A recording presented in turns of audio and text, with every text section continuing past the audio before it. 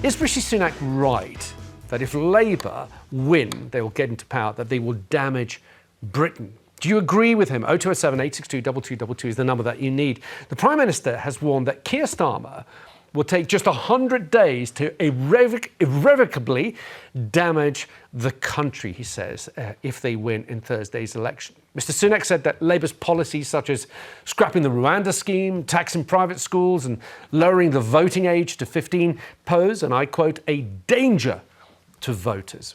He's also claiming the party would bankrupt every generation through taxes. Now, Sir Keir, however, promised Labour would put country before party and create wealth in every community, warning that the Tories would unleash chaos with unfunded promises. What do you make of that, Geoff? It was at the front page of many newspapers yesterday. Labour would bankrupt future generations. And look, I think there's a degree of alarmism there. 100 days, that's a bit ridiculous. But we've had this from the other side throughout elections over the last sort of 14 years or 15 years. 24 days to save the NHS, 7 minutes to save the NHS. But weirdly, it's the kind of thing that opposition parties normally do to the incumbents. Right, but they're doing this. It speaks to the fact that Labour feel like the government already. But I do think there are two types of dishonesty in politics. One is things that you openly pledge to do and then don't do, and the other is things that you plan to do and don't tell the public. And I think that Labour, I think it's legitimate to say that there's certain taxes that they haven't ruled out. I mean, if you look at their plan for growth, there's a bit of a Tinkerbell element to it, which is we all close our eyes tightly and believe in it, it will happen. But they're not going to raise taxes, or they're not going to borrow more. I mean, and just to give one example of a policy, and this is, by the way, this is all because the Tory campaign has been abysmal, and it's all because of their record over the last few years. The focus isn't on Labour, but in the Telegraph over the weekend, there was a story about, the lump sum that you can withdraw for your pension tax-free at 57. A lot of people will be relying on that. Starmer said he had no plans to renew that. Now, in any other normal election campaign... He did correct it, though.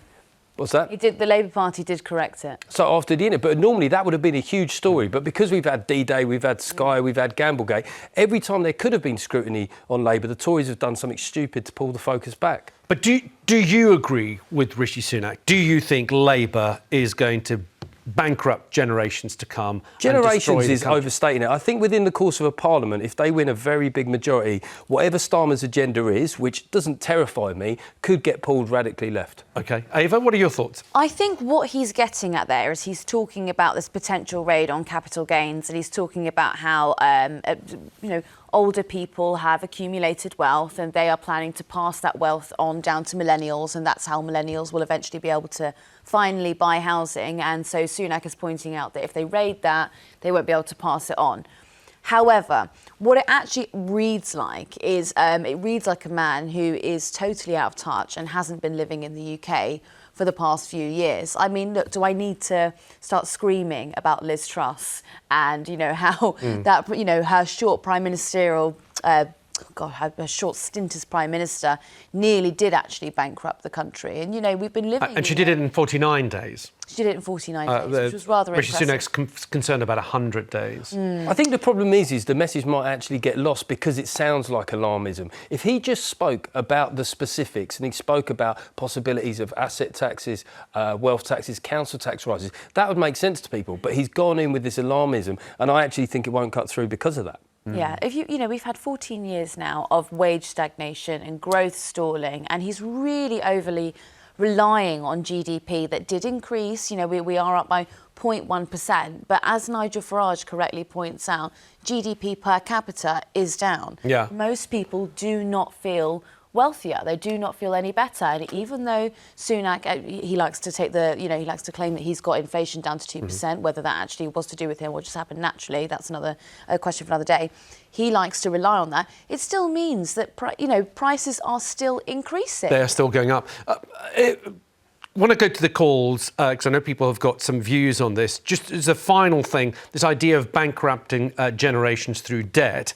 So we have a look at the national debt since 2010. I believe we've got a little graphic here. It's been going up and up and up. It's sort of tripled since 2010. So that's sort of quite important, Geoff, that it's been going up. But the point was, in 2010, we had the biggest structural deficit in the Western world after the credit crunch. And I'm not saying that the Labour Party caused the credit crunch, Sure. but we did have high public spending. So the point was that debt was always going to go up unless you paid it down really quickly. So you either do that by growing the economy at an exponential rate, or austerity needed to be deeper than it was. And of course, you've got to throw in the pandemic there. It caused a huge spike in borrowing. All right, let's find out what people are saying at home. David in Essex. David, good morning.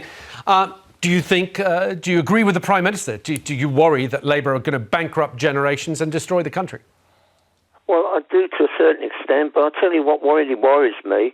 All my life I've been with disabled and people that have got mental problems. And I fear that the sick and disabled will be really, really under the cosh, under the Tories, because what they've done over the last 14 years, they've hit the sick and disabled like they're sponges, malingerers, scroungers, feckless, lazy, work shy. Hate dictionary they got. And I know this for a fact. I went to a special school near Southend called the Open Air School. And all my life I've been with disabled people with mental problems. If people with mental problems especially given jobs, they are so disabled or mentally ill that they won't be able to concentrate on anything, and they lose job after job after job after job. And I found this out from a programme called Fit for Work that was on BBC Radio 4 about 6 months ago. There were over 600 disabled people, severely disabled people, who had everything taken off them, who committed suicide. And that's what I fear, and to a certain extent, Keir Starmer, because he's going to hit the sick and disabled as well. He thinks they're sponges and malingerers. And I've got a feeling that the only one that cares for the disabled and people with problems is Ed Davey.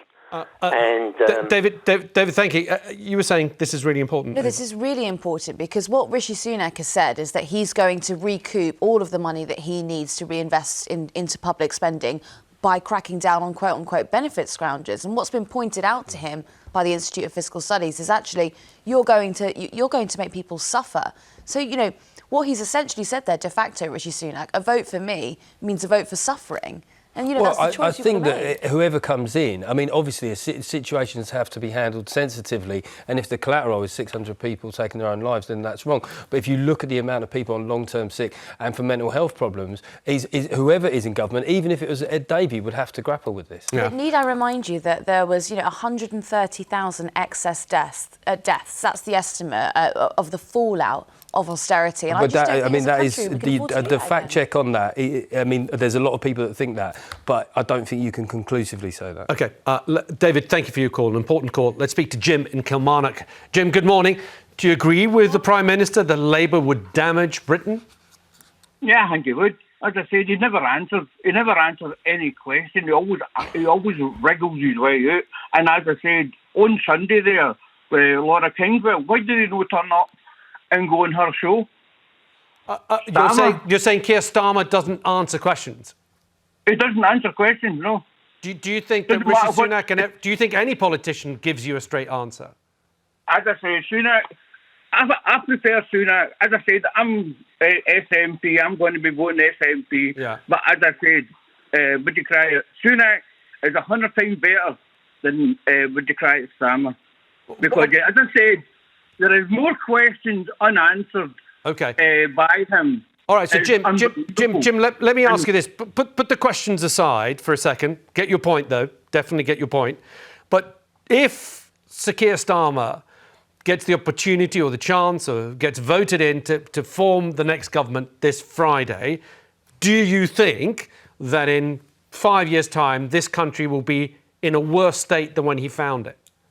Yes, it will be. Because remember in 2010, you keep on going on about the sewage and the water. Labour handed back to the Conservatives that same problem. Other big, bosses were getting backhanders.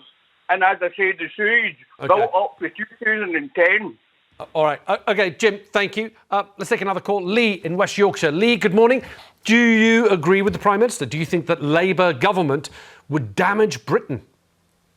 Good morning, Alexis, and hi, Ava and Geoff. It's not so much that I disagree with what he said. I just think it's a bit rich that he's actually said it at all. He needs to look closer to home at his own party. And as Ava said earlier on, look at Liz Truss. She managed to do it in 49 days and make this country even worse than it already is over the last 14 years. So I think, I am worried about Labour, and I'll be honest, I've already voted. I have a postal vote, but I just couldn't bring myself to vote for either Conservative or Labour. So I do have concerns about both. So you've gone for? I'd rather not say, okay. But I just couldn't bring myself to vote for either of the two major parties. What worries you about Labour? I think it's not so much Keir Starmer. I think he's a decent guy. I'm more concerned that he's going to get swayed by the far left, and in particular the unions. Always voted Lib Dem. I mean, I think what Lee says, that's the fear, is that for somebody like me who's sort of a bit centre-right, he looks like the kind of guy that, I could do business with. But if they get a majority of 200, that's the question of whether or not the institutions, the mechanisms, the NEC, the Parliamentary Labour Party will pull him away from his agenda. Obviously, he'll have a mandate from, if it's 200 seats, he'll have his own mandate. But does the size of the majority matter? Boris Johnson managed to shut down Parliament. He prorogued Parliament on Theresa May's majority, which was wafer thin. We've never had a majority that big, never. We're in uncharted territory. And in terms of the way that you hold government to account, in select committees, the actual mechanisms of running government, it's going to be much harder to hold government to account. I'm not sure I agree. I think a majority is a majority, so it doesn't really matter if you're going to vote with the whip. How can you populate all the select committees if you've only got 150 opposition? Oh no, perhaps with that. But, however, Labour has always been factional and it will split. And I think that you'll find if you do have a 200-seat majority, actually it'll end up being that the Labour Party split in half. So I don't think it will be quite the supermajority. It's either a bit left or way more left. OK. Well, yeah. All right. Well, look. Welcome to Britain. We need to move on.